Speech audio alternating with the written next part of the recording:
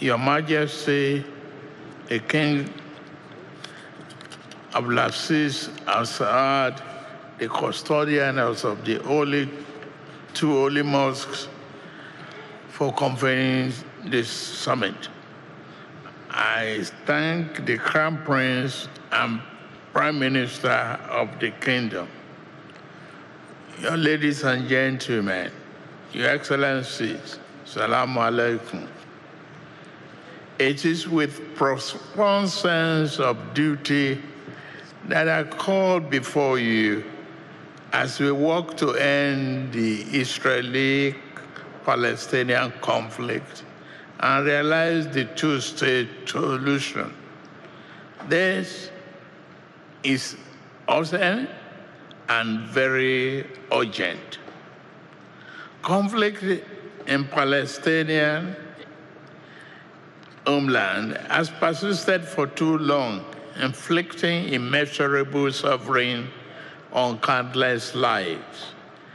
As representative of nations that value justice, dignity, and the sanctity of human life, we have a moral obligation to collectively bring about immediate end to this conflict. It is not enough to issue condemnations. The work must work towards an end to this aggression in Gaza, which has persisted for too long. For too long, human lives, as you have heard, has been lost. No security concern should come at the expense of many innocent lives. In a rule-based international order, states have the right of self-defense. But self-defense must take opportunity, proportionality into account in line with global legal, diplomatic, and moral framework. An entire civilian population in their dreams and futures cannot be dismissed as collateral.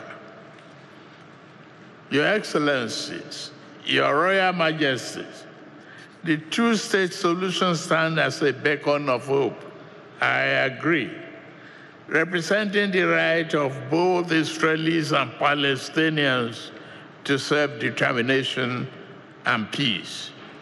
It is not just a diplomatic article of faith, it is a vision grounded in principle of quality and mutual recognition. Achieving this vision requires a commitment to dialogue and deal-making in respect for history.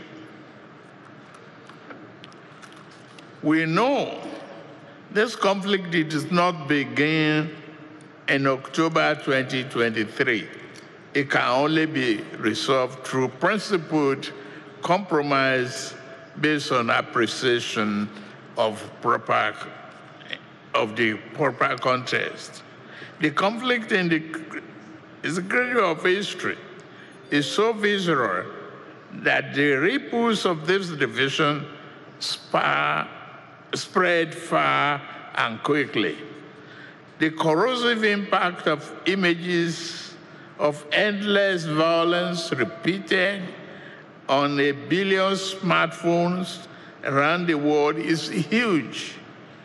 We need to find a new pathway to peace without delay. Nigeria has always championed the cause of peace and cooperation among nations. Our own experiences, domestically and regionally, have taught us that identity politics are no substitute for respecting the nuances of diversity. The path to reconciliation may be fraught with challenges, but it is through honest conversation and deal-making that we can foster understanding. The international community has the opportunity to bear the new resolution. Your Highnesses, let us forget the human cost of this conflict. We must prioritize the voices of the families torn apart. The children who grew up in fear and the communities that for long rescue for stability. It is our responsibility to advocate for their rights, build a future where their dreams are no longer stifled by nightmare. I call upon all of us to come together in solidarity, to stand firm in our resolve, and to work towards peaceful coexistence, free from fear and violence. Together we can turn the vision of a two-state solution into reality. I say until then, we cannot relent. Finally, Nigeria calls for a creation of a dedicated secretariat. Thank you, Our Royal Majesty. Please do this on a long-term basis so that the selected head of government who travel globally can first support, oversee the implementation of the summit's resolution, and provide regular report to joint OIC and Arab leadership until permanent peace is achieved. So I submit. I thank you all for listening. Salam alaikum.